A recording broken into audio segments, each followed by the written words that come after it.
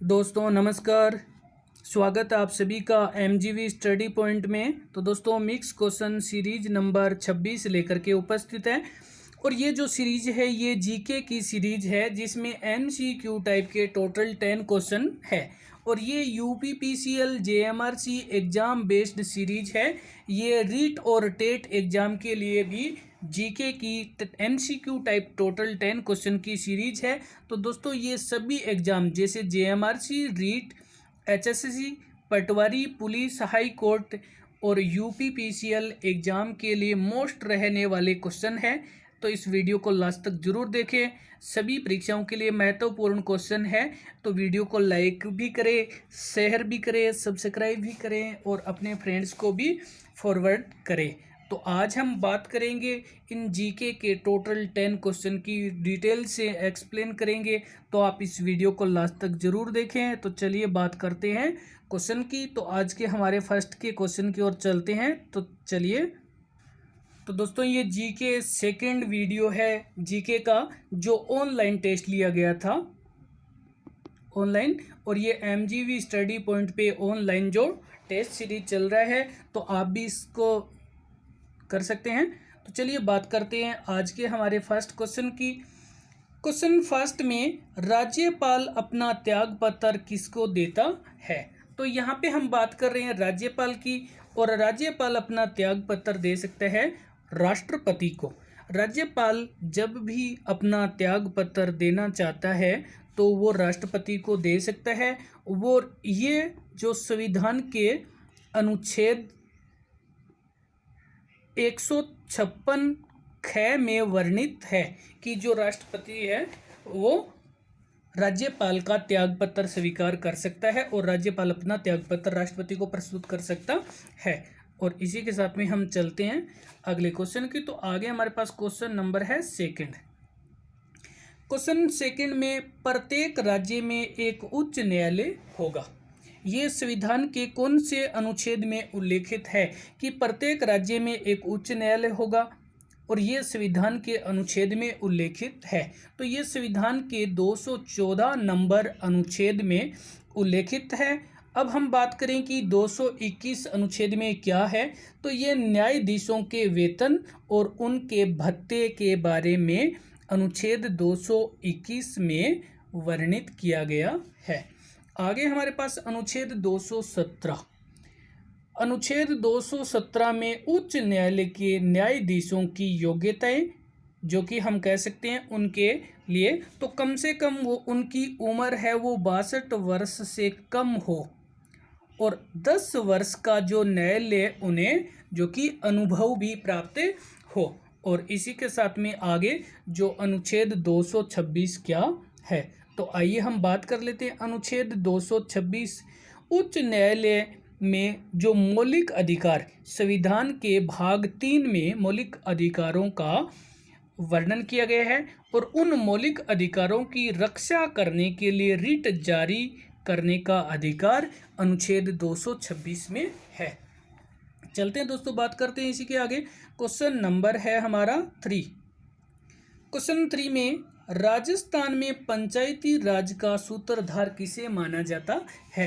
तो यहाँ पे हम बात कर रहे हैं राजस्थान के पंचायती राज की और ये भगवती चरण को इसका सूत्रधार माना जाता है और बलवंत मेहता जो कि इसके जनक है और पंडित जवाहरलाल नेहरू जो कि इसके श्रीग्रहण करने वाला माना जाता है और ये नाथूराम मिर्दा ये पंचायती राज मंत्री जो कि पहले थे। सबसे पहले राजस्थान में जो कि राजस्थान के नागौर जिले में पंचायती राज व्यवस्था शुरू हुई थी और ये शुरू हुई थी 2 अक्टूबर 1959 को। और राजस्थान के बाद जो दूसरा था ये था आंध्र प्रदेश जिसका साहद नगर और ये 11 अक्टूबर 1959 को शुरू किया गया था पंचायती राज का कार्य। और चलते हैं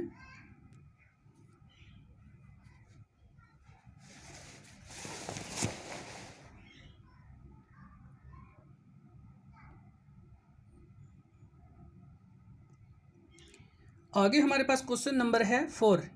निर्जीव वस्तुओं की आयु ज्ञात करने की वैज्ञानिक पद्धति कौन सी है? तो ये हमारे पास है वैज्ञानिक पद्धति यूरेनियम डेटिंग पद्धति, जो निर्जीव वस्तुओं की आयु का पता लगाता है। और यहाँ पे ये जो हमारे पास कार्बन डेटिंग पद्धति C14 है, ये सजीव वस्तुओं की, जो कि यहाँ पे इनमें आयु का पता लगाया जा सकता है। इसी के साथ में बढ़ते हैं हम अगले क्वेश्चन की ओर। तो आगे हमारे पास क्वेश्चन नंबर है 5। ऋग्वेद के 9वें मंडल किस देवता को समर्पित है? तो यहाँ पे हम बात कर रहे हैं ऋग्वेद के 9वें मंडल की, और ये है सोम देवता को समर्पित किया गया है। ऋग्वेद का जो 9वां मंडल है, ये सोम देवता को समर्पित किया गया है। और इसी के साथ में आगे हम बात कर लेते हैं, जो कि वरुण, ये वरुण है, ये असुरों का देव माना जाता है। और ये देवताओं, जो कि ऋग्वेद में 30वें सूक्त में इसका वर्णन मिलता है। और सोमदेव की बात करें, सोमदेव ये आर्यों के प्रिय देवता थे। तो चलते बात कर लेते हैं इसी के साथ में आगे हमारे पास।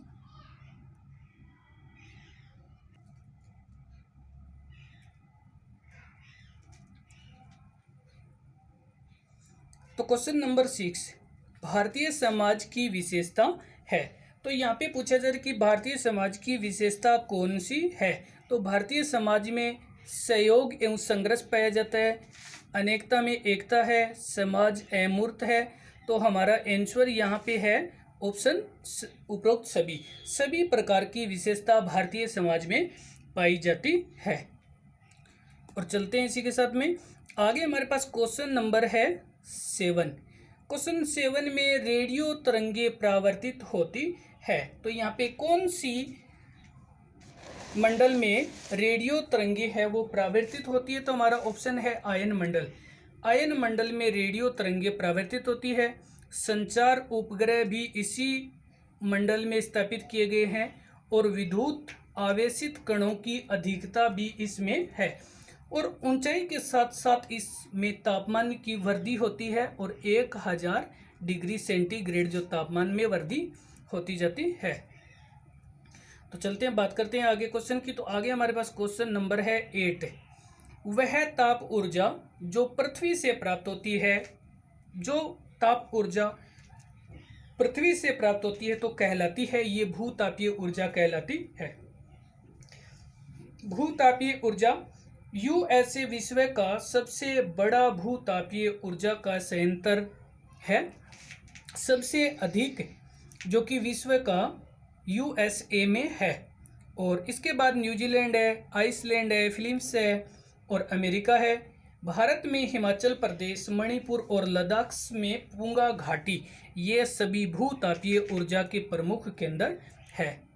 और चलते हैं बात कर लेते हैं अगले क्वेश्चन की। तो आगे हमारे पास क्वेश्चन नंबर है, क्वेश्चन है 9 नंबर। करक रेखा व मानक देशांतर रेखा।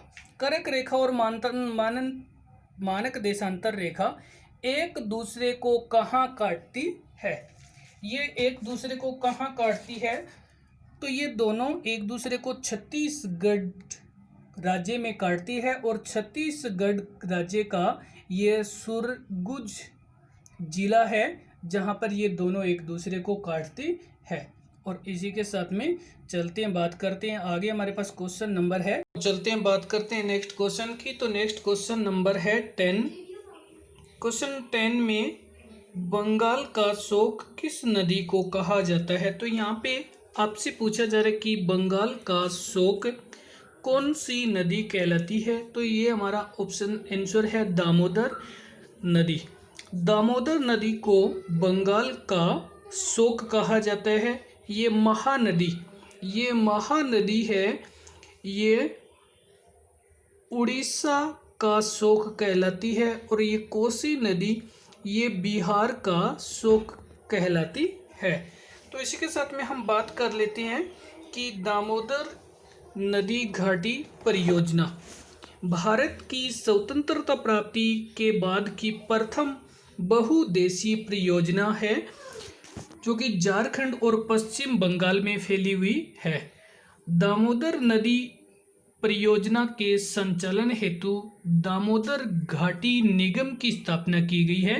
कि दामोदर नदी घाटी परियोजना के संचालन के लिए दामोदर घाटी निगम की स्थापना की गई और इसका जो मुख्यालय ये कोलकाता में है। इसका मुख्यालय कोलकाता में है।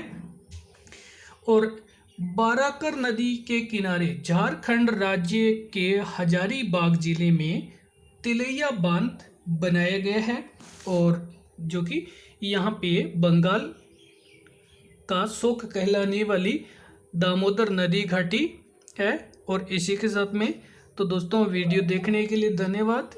लाइक शेयर करते रहे और नेक्स्ट वीडियो अपलोड हो तब तक के लिए धन्यवाद।